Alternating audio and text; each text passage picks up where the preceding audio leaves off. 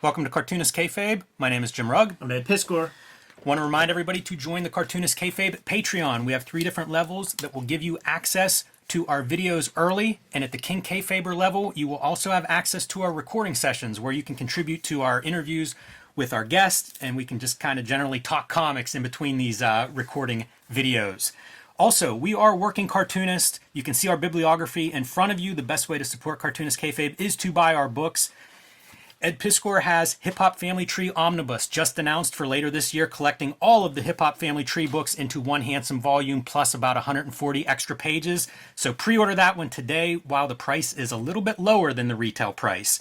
You can also find, coming up, Red Room, Crypto Killers, #1. You can see these various covers that will accompany this. Peach Momoko doing a variant, me doing an homage to Rob Liefeld.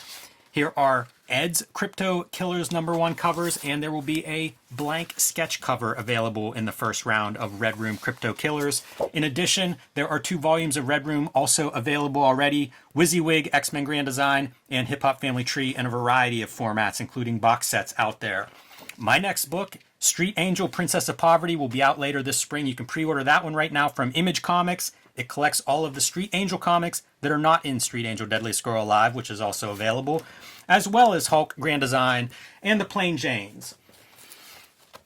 But we are here today, Ed, to look at early work by George Pérez and outlaw work by George Pérez, the late, great comic book artist. Yeah, absolutely. And shouts to the Kayfabers out there, man. Ask not what you could do for Cartoonist Kayfabe. Ask not what Cartoonist Kayfabe can do for you. That's right. Ask what you can do for Cartoonist Kayfabe. And we get lots of mail. The P.O. Box is in all of our videos. And on 2 separate occasions, several copies of these show up. So, like, you get a copy, I get a copy of Oracle and She-Devils, and then you find out, like, it looks cool. Like, this is exceptional looking stuff for that, like, deep indie, old fanzine kind of work. And then you crack it open and you see it's proto George Pérez. There's some stuff in here I absolutely love. You got to do vids on it. I have to do a funny piece first, though. You see She-Devils here is the title of this book. Yeah. I would see stuff listed when I was looking for like the 80s black and white self-published stuff. I would get all kind of tips and keep a list. This is the She-Devils that I found. It also lets everybody know these are magazine-sized books, a little bit bigger than your average comic book, which means very hard to find in your back issue bins or your dollar bins because they don't fit. Right. So kind of interesting choices there. I'm going to flip through Oracle #1 first because She-Devils to me is the book. Yeah. That is how this video started because I fell in love with this when I saw it and didn't even realize Oracle was George Pérez. It's not a Pérez cover. So that's one part of it. But this was originally published in 1978, so again, very early in Pérez's career. Might have been a assistant to Rich Buckler at that time. Like maybe he had some pro works, maybe at the earliest pieces, but I think he's probably associated with Buckler right around here. And this is a reprint edition from '86. Yeah. So the height of black and white explosion time period, somebody's going to make some money here. You wonder, what was Pérez's involvement at all? Did this guy just outright own this stuff and was going to do whatever he wanted? It's certainly the She-Devils thing, because that guy who writes the editorial just talks about it. So he's fully exploiting George Pérez, owns it. George Pérez owned very little of the comics that he made in his lifetime. It's a real sad thing. But he's further along in this one, and on both of them he pencils, and there's an inker, and I would bet you that the inkers are the unprofessional ones that sort of like have the rough edges and things like that. And because we don't have a record of what those pencils look like, but certainly on the She-Devils, the shit that the guy does on that is very, very rough and flattens out his work a lot. But, you know, this could have been professional penciling work probably underneath these kinds of inks. Yeah, and they're doing a lot. Like, you see so much different gray tone on here. Exactly. And I think we may see that in absolutely She-Devils as well. But it's kind of neat to see that because there are panels in here that do look professional. You know, like George Pérez, like you can see the talent on the page. Yeah. In both of these books. Interesting to see, too, as a penciler, one of the things you're looking at are layouts. How about that for a pretty bold kind of graphic? Pretty weak, man. Because it's a thing we talk about where you space out all the rubble, and it's like, when does something, an explosion like this happen where everything's evenly spaced out? You gotta, like, have some overlap. I like the negative space here too. That feels like something that a lot of young pencilers are not going to do. You know, you want to fill up everything. Yeah. Out of somewhat insecurity. Love this. Great crisscross. We're doing an action scene, so let's not do horizontals and verticals, at least not in the foreground. And you do get a good bit of depth there. Moments of this remind me a little bit of like Gil Kane's Savage, and it's probably just the format and being in black and white. But I do kind of like that format. I'm a little bit sad that this wasn't a parallel of comics history where, I don't know, I guess an adult kind of sensibility evolved at the same time. Yeah, it's cool to have this stuff because the guys of the day at that point in time in the early 80s, it was Byrne, Pérez. That was the conversation, and that's the influence on like the Image dudes and stuff. And you have Charlton books that Byrne did, and you get to see his early work and how strong he was out of the freaking gate. But it's not so apparent, and it's not well documented. The George Pérez part of that equation, and we're showing off 2 examples here today. Yeah, it makes me want to look at other things like in this format from that time period for comparison. And you mentioned John Byrne, like it might be interesting to do a video of his early work, some of that Charlton stuff, for to have these videos close to each other in terms of comparison's sake. But even like the early days of like this is 1978, the original. I mean, that's ElfQuest time period. Yeah. Thinking of this kind of size and doing black and white work. Yeah, and I think everybody gets a good sort of example. You see the Pérez in there, and he grows as the pages continue. You see like some Kirby influence at times. We're really getting there, yeah, even in the designs and things. Moire pattern for people at home. We talk about some of this tech stuff. The Moire pattern, whenever your dots are too small and they don't reproduce right, and you get this kind of weird shimmer. Is that what it is, or is he laying zips on top of each other? I only see one set. I don't know. It's very bizarre. I haven't seen this normally, so I'm guessing that's what it is. It's also funny to go from like some of the more, I don't know, over-rendered stuff to something like this. Right. Which I think is also a mark of a young cartoonist, is kind of like figuring that part out, trying to do Kirby Crackle there. I saw somebody Kirby Crackling with a Q-tip. Oh, yeah, it's garbage. Go on the inside back cover. It's very cool, man. Oh, this is fantastic. Yeah. Owners of the Mile High Comics Club. So when Chuck Rosansky got hold of the Mile High collection, also known as the Edward Church collection, he sold a lot of that stuff. He sold so much of it pretty early. He sold it for a multiple of what Overstreet's highest value was, because these are like the most mint copies of those comics that were out there. And I guess that Chuck just didn't maybe do the greatest bookkeeping, or he did like one level of bookkeeping to kind of keep, what do you call it, a chain of custody with the comics. So Steve Jeppy of Diamond Distribution is just trying to create a record of where the Mile High books are. And if you go to like CGC and stuff, like they have pedigreed collections. Some of them are announced or mentioned here. Like maybe you could find them quick. Larson, San Francisco, Cosmic Aeroplane, Denver, Pennsylvania. Yeah. So there are these pedigreed, classic legendary collections that will be mentioned on like the CGC brand. If those books did in fact come from Edward Church. So this is cool, and it's early days, 86, right? Some in the 80s. Jeppy's talking about compiling a computer database to keep a chain of custody on these things, so that you have like accurate bookkeeping, and if it really is a church book or not. It's wild, right? Like who's sending that information to somebody? And he's putting an ad in here. Mm-hmm. I'd be curious, like what the response was, and then what happens with that list. Is he the only guy that gets it? Because he says it'll stay strictly confidential. So, like, how's that list being used? Right. Who gets to reference that if you're looking to buy a comic that's allegedly one of these collections? It's a lot of questions for this. I've never seen an ad like this. Very interesting to me. Yeah, glad you call that one out, because that's kind of bizarre, a little bit out there. But this is the book that is the reason I wanted to do this video. And you can see George Pérez on your cover, like an early painting. I love these little things. They almost remind me of like video game screen captures, maybe because of the size or something. Especially with like full figures. Feels like something I would have seen on the back of early video game art. Do you think this, there's no indicia information, but do you think this is a new bootleg or something? Because it's very white paper. I don't know the answer to that. It feels good. Yeah, it's It looks like the ink is sitting on top like toner rather than offset print.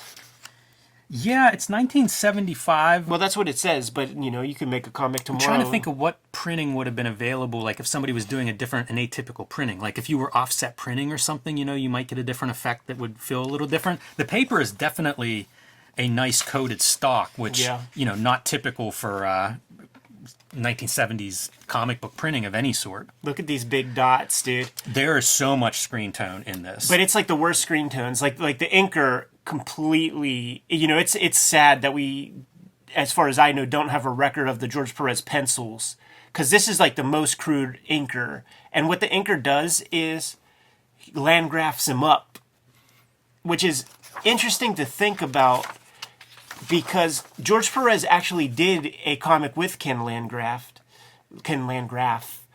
It's a Wolverine comic. Oh, Wolverine Hercules?